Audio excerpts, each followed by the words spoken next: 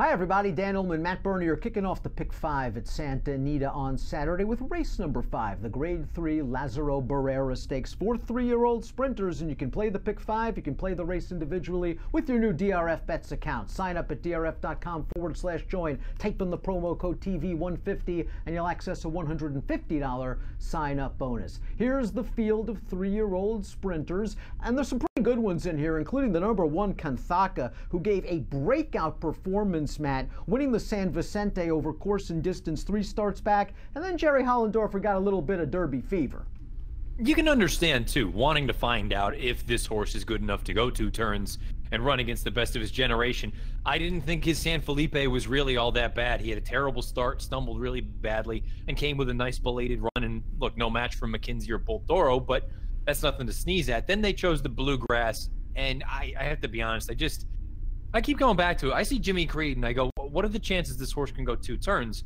They go to the Bluegrass, it doesn't work out. They turn him back here now. If he is still the same horse that he was 3 starts back, he should get an honest pace to run at. 7/8 hits him right between the eyes. This should be everything that he could ask for. The question is, do you think those two-turn races took a little bit too much out of him? Like you, I thought the San Felipe was fine. For me, it was a carbon copy of the San Vicente, only it was at too long a distance against 2 better horses. He made the same eye-catching move on the turn, and then McKenzie and Boldoro just ran away from him. But I wasn't very pleased with his performance in the Bluegrass. Like you, I wanted the immediate cutback in distance. I did not want to see him in the Bluegrass at 1 1/8, and he just didn't fire. But perhaps it's all about getting back to a shorter distance. He is going to be a short price. The number 2 Calyx Man figures to be one of the pace setters in this field, despite cutting back a furlong from a 2-turn mile. This horse showed easy speed against the solid Axeman last time out. He showed easy speed against Kentucky Derby winner Justify 2 starts back, and he's got a positive formulator fact for his real solid trainer. Over the past 4 years, 3-year-olds on dirt,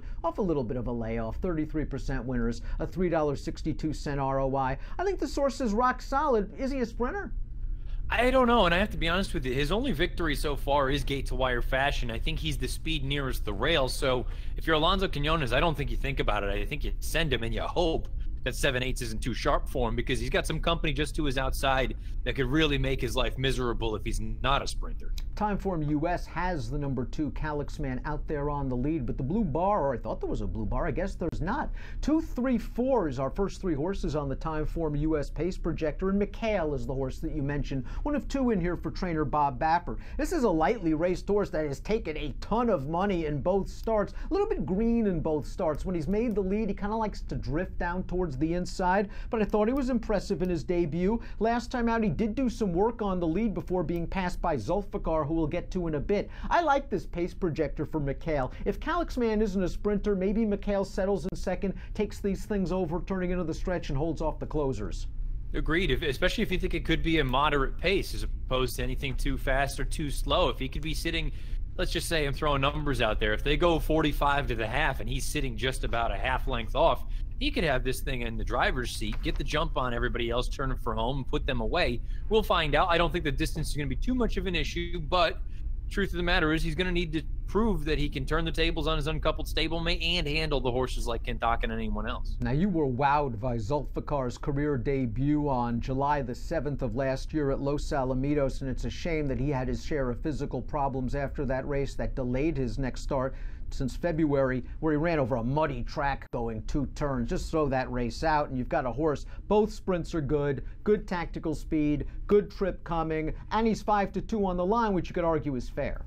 Yeah, I got to be honest, I'm going to be interested to see from a wagering standpoint how they play this horse, because that most recent run where he got the better of McHale, I loved the big bold move that he put in on the far turn, but then I thought he was getting a little bit choppy at the end. Now, maybe he needed a race. He'd been gone for 2 months, or where we get into the depths of sort of the distance for him, and that's a concern at a shorter number. But as you made mention, if he's the 3rd choice in here, I think I'd have to think long and hard about considering a win wager. The bookends in this race, the 1 Canthaka, the 7 Beautiful Shot of similar running lines. Canthaka tried to stretch out in his last 2 races to no avail. Beautiful Shot tried to stretch out in his last 2 races to no avail. Both are arguably getting back to what they want, and that is 1-turn racing. The difference is Beautiful Shot's going to be a much better price.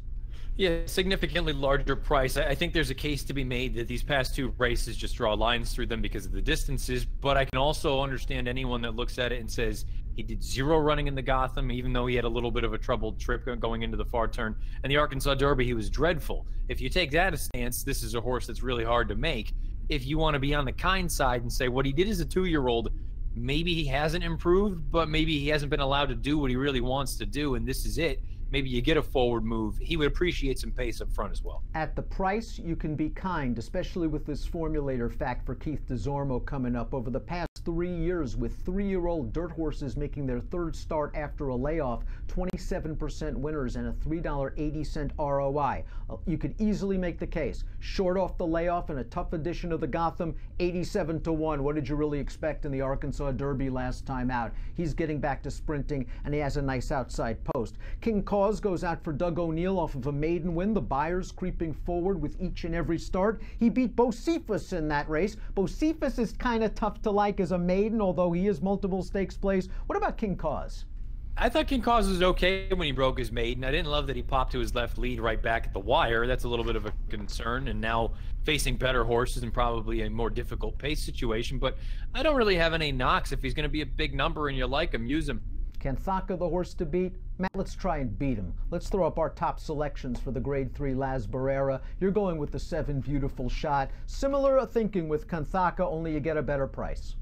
Yeah, and you know what? You brought up that formulator fact for Keith Desormeaux. I've got one past 2 years dirt route to sprint at Santa Anita. He's 5 for 10 with a 7.10 ROI. Wow. I'm hopeful that they're going to go an honest pace up front. Maybe he can still come with a run. He showed too much in those first 2 starts for me to think that he just can't run. McHale has taken so much money in his first 2 starts that I gotta think someone likes him. And he looked so good in his debut, and I thought last time out he got a little bit of work. He was pressured a little bit, and Zulfikar, who had, a bit more experience, ran him down. I'm going to give him one chance, either to sit off the pace or hope Drayton says, you know something, Calix, man, you got route speed, not sprint speed. I'm going to go to the top in this 7 furlong race. I'll take a shot with McHale in the Grade 3. Lazaro Barrera kicking off the second pick 5 at Santa Anita on Saturday, which you can bet with your new DRF Bets account. A $150 sign-up bonus is yours at drf.com/join. Just type in the promo code TV150. An approximate post time for race number 5 at the Great Race Place on Saturday, 2:30 Pacific. Best of luck.